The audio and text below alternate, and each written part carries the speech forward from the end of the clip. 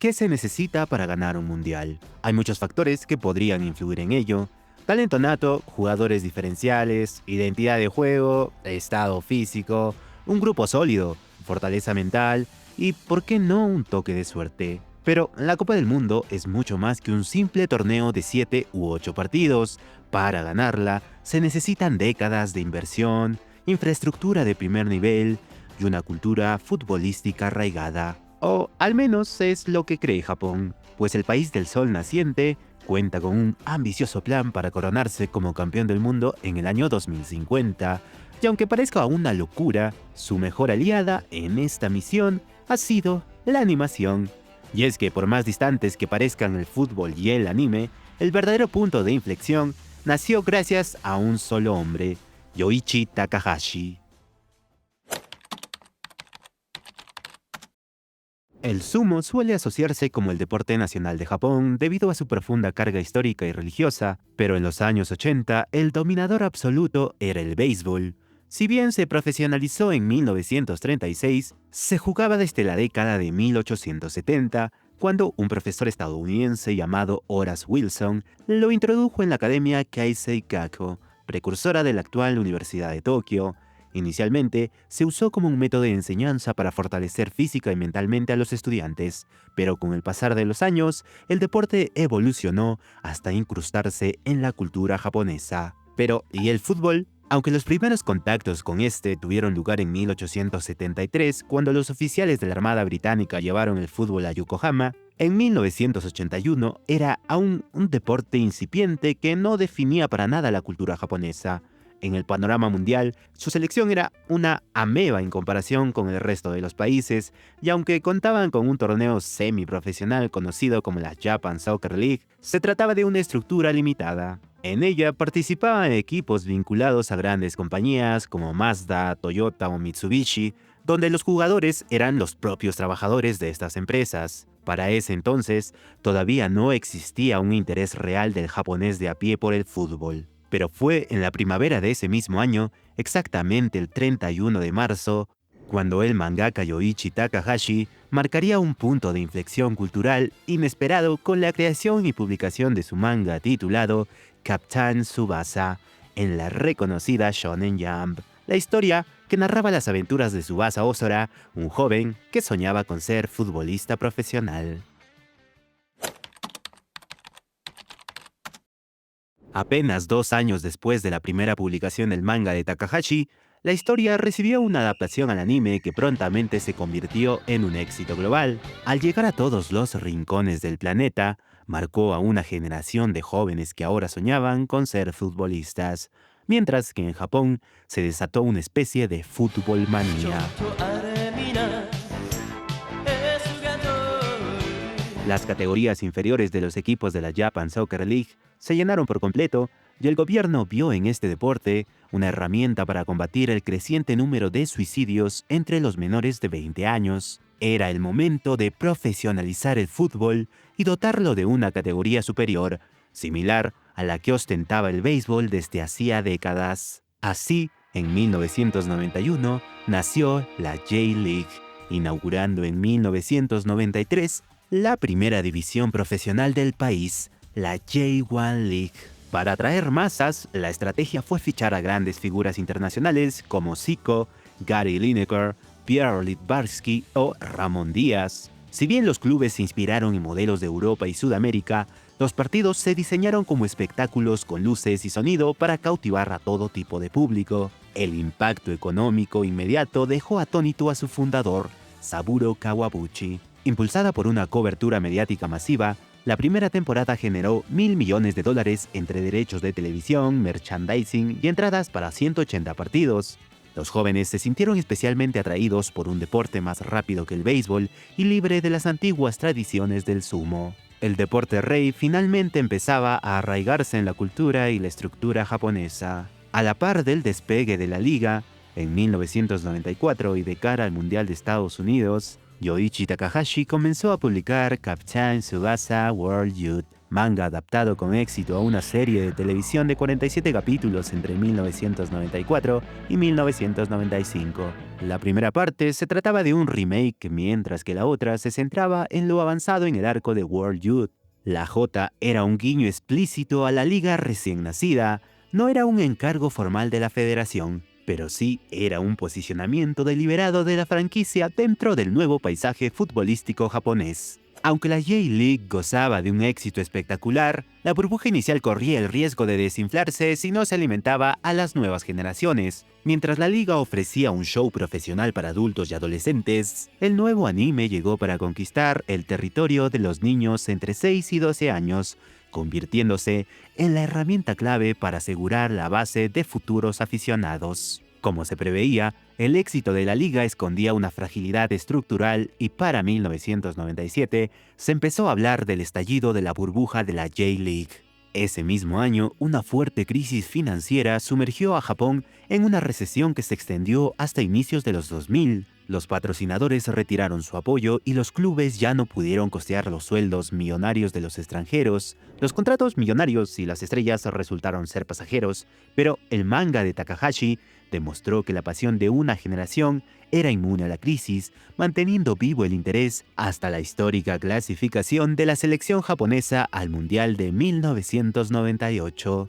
La profesionalización de la J-League transformó la infraestructura juvenil, pero el reflejo más puro de que la generación criada bajo la influencia de Captain Tsubasa producía talento real llegó a finales de los 90. El hito ocurrió en el Mundial Sub-20 de Nigeria 1999.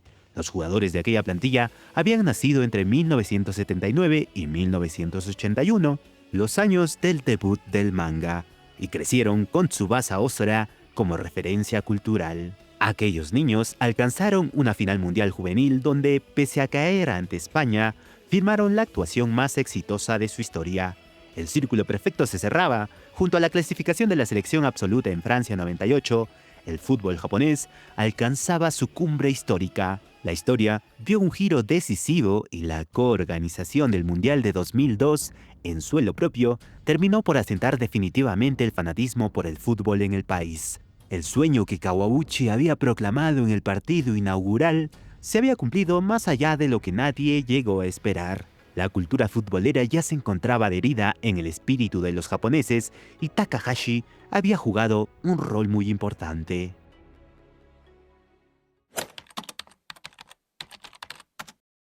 Para coronar este crecimiento, Asia recibió su primer mundial en 2002 con una histórica coorganización entre Corea y Japón, que obligó a los nipones a realizar un colosal gasto en infraestructura. El seleccionador Philippe Troussier convocó a estrellas como Hidetoshi Nakata y a los héroes de 1999 como Shinji Ono y Junichi Inamoto, una generación nacida de la fútbol manía, criada jugando en la J-League y viendo el anime. Para promocionar la cita, se le encargó a Takahashi la serie Captain Tsubasa Road to 2002. Sus 52 capítulos resumían la vida de Oliver Atom, o Tsubasa Ozora, mediante remakes de su infancia y el Mundial Sub-16 para luego mostrar material nuevo con los protagonistas jugando en gigantes de Europa como el Barcelona o la Juventus.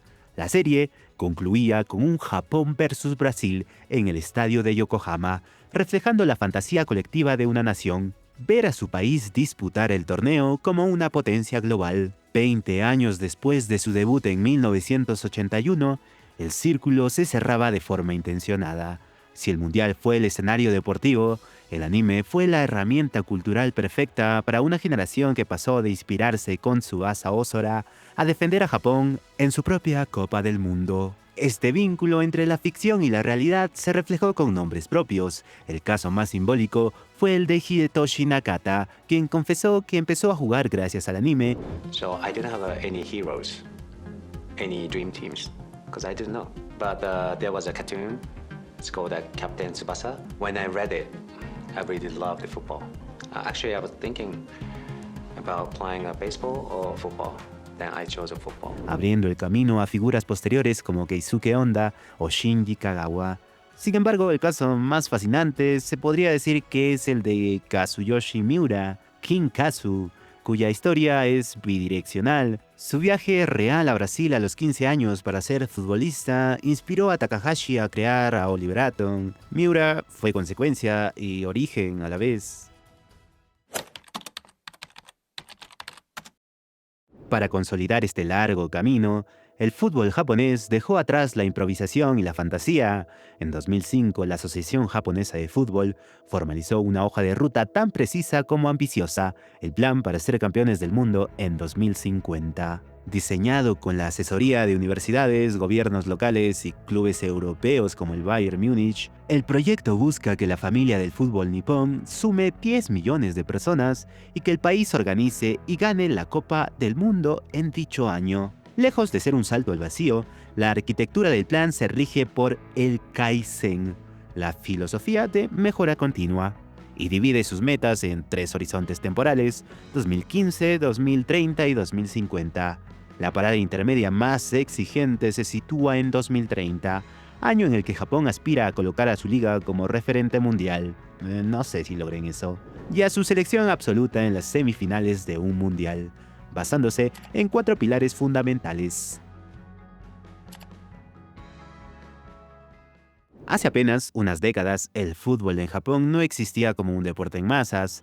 Hoy, mediante un círculo virtuoso de organización de eventos y capacitación de menores, es la potencia asiática mejor posicionada en el ranking FIFA, capaz de vencer a campeones mundiales en citas oficiales. Lo verdaderamente notable no es el deseo de Japón de levantar la Copa del Mundo en 2050, sino que llevan más de 30 años ejecutando con una disciplina implacable el plan exacto que trazaron para alcanzarlo.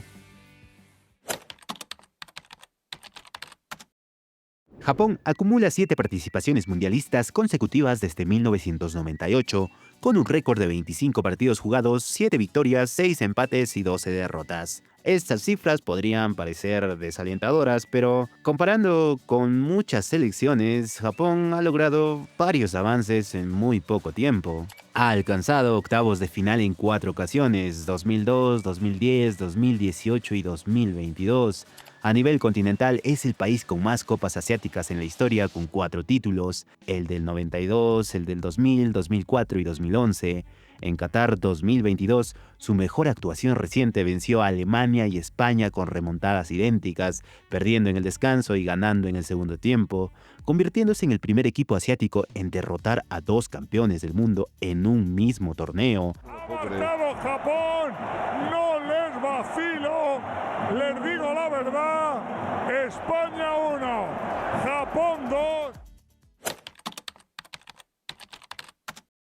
La dimensión actual de esta estrategia demuestra que el anime no es nostalgia, sino una política pública activa en el camino hacia 2050. La franquicia de Captain Tsubasa renace deliberadamente con cada ciclo mundialista. Tras el aclamado reboot de 2018 para refrescar la historia, entre 2023 y 2024 se emitió el arco de Junior Youth, conectando de forma milimétrica con el Mundial de 2026. En abril de este mismo año, Netflix estrenó globalmente Capitán Tsubasa Campeones, una sincronización perfecta previa al torneo en Norteamérica que abre las puertas de la franquicia a las nuevas generaciones y evoca la memoria de los espectadores veteranos a escala masiva. Esta influencia ha pasado de las pantallas a la propia identidad de la selección. Para el Mundial de 2026, la alianza con Adidas se convirtió en un fenómeno transmedia. El video oficial del uniforme Japan Blue se lanzó como un auténtico opening animado con la voz de Ado, cargado de efectos visuales que emulan batallas y poderes, convirtiendo la campaña en tendencia global en cuestión de horas. Lejos de estancarse, la federación ha sabido gestionar el relevo generacional, adaptando a un sucesor cultural, Blue Lock, y se ha convertido en el primer contacto emocional de los adolescentes con el deporte,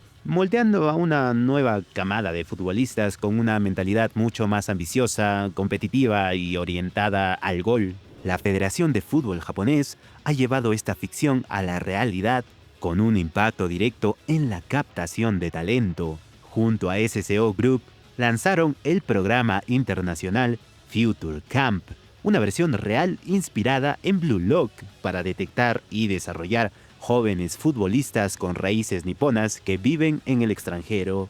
Como afirmó el presidente de la JFA, Tsuneyasu Miyamoto, La era de desarrollarse solo dentro de las fronteras locales ha terminado. El hilo conductor que comenzó en 1981 con un niño que tenía de amigo al balón se mantiene inquebrantable en 2026. Lo que nació como un manga para que Japón amara el fútbol, hoy opera como una maquinaria transmedia a escala global a través de plataformas de streaming, campañas de identidad de marca y programas gubernamentales de reclutamiento.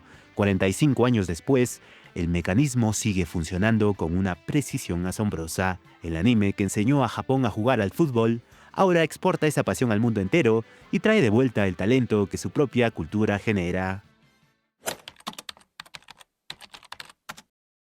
Al final, la respuesta a todo esto es clara. Japón no va a ganar un mundial mágicamente por sentarse a ver dibujitos animados. Oliver Atom o Tsubasa Ozora fue el chip que les cambió la cabeza, la J-League puso la estructura, Europa afinó el nivel y el Plan 2050 es la ruta pautada. Todo comenzó a cambiar desde la aparición del manga de Takahashi, quien se encargó de crear una base sólida y culturizar de alguna forma futbolísticamente al país. Pero acá hay que detenerse a pensar en algo clave: que un país sea futbolero no te asegura el éxito. Miren el ejemplo de mi país, de mi Perucito. Acá el fútbol es casi una religión. Te encuentras con una losa, cancha de gras o incluso natural en cada barrio y hasta pueblo alejado del país. Los recreos de los colegios están repletos de niños jugando 5 partidos a la vez en un mismo espacio. El fútbol local, con sus notables carencias, mantiene hinchas de todas las edades. En internet existen como 30 podcasts que hablan de fútbol y así puedo seguir mencionando más ejemplos. Entonces, ¿cuál es la diferencia con Japón? Quizás el hecho de que ellos no se quedaron solo en el romanticismo de sudar la camiseta, agarraron esa pasión creada por muchos factores, entre ellos el anime y el manga, y la metieron en una estructura seria, la cual siguen con disciplina. Quizás ese factor cultural sea la mayor clave. Es increíble pensar que 45 años después de ese primer manga de 1981, Japón sigue usando la misma receta, siguen usando el anime, ahora con la mentalidad mucho más competitiva de Blue Lock, para meterles a los niños un sueño en la cabeza. El anime nunca jugó un partido por ellos, pero sin duda, de alguna manera, es la asistencia perfecta para el gol más importante de su historia. Bueno gente, si han llegado hasta el final de este video, de verdad agradecerles. Este es el primer video del canal después de mucho tiempo para tratar de ver la manera de revivirlo de algún modo. Y qué mejor que mezclando dos de mis pasiones, el fútbol y el anime. Y ahora que estamos en época de mundial, qué otro mejor momento, ¿verdad? Nada, si les gustó este tipo de contenido, por favor no se olviden de darle like, dejar algún comentario y suscribirse al canal. No les cuesta nada, es gratis. Y me ayudaría de verdad un montón. Me motivaría a seguir subiendo videos. Pero también, si les interesa, les dejo en la descripción de este video mi canal de resúmenes de anime, donde nos ponemos al día con resúmenes cortos antes de los estrenos de temporada. Así que estén atentos que justo estamos cerca de la temporada de verano. En fin, sin más que añadir, yo soy Jeffer y conmigo será hasta la próxima.